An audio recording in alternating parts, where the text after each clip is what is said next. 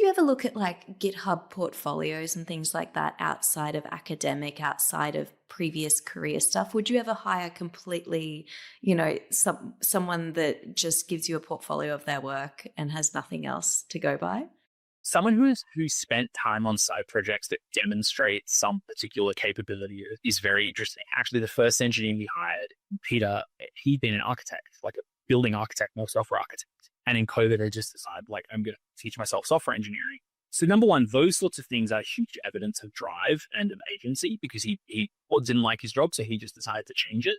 That sort of thing is huge. But he actually also had a really thoughtful portfolio of like beautifully designed apps. And you look at that and you can't help but notice, well, this is clearly someone who cares a lot about user experience, who thinks very carefully about product experiences. So it makes some of the things that might otherwise be bullet points on a resume real. I'm actually in the process of talking to someone to help us on the marketing side who has a very non-traditional background that has this fascinating just about me website. I just read it and you can't escape the conclusion that this person is extremely smart and interesting. So that sort of stuff really helps. I think that thing I find interesting is when folks reach out about roles, it really only takes 30 minutes at most of thinking to be able to say something in your reach out that will make you stand out from 99% of candidates.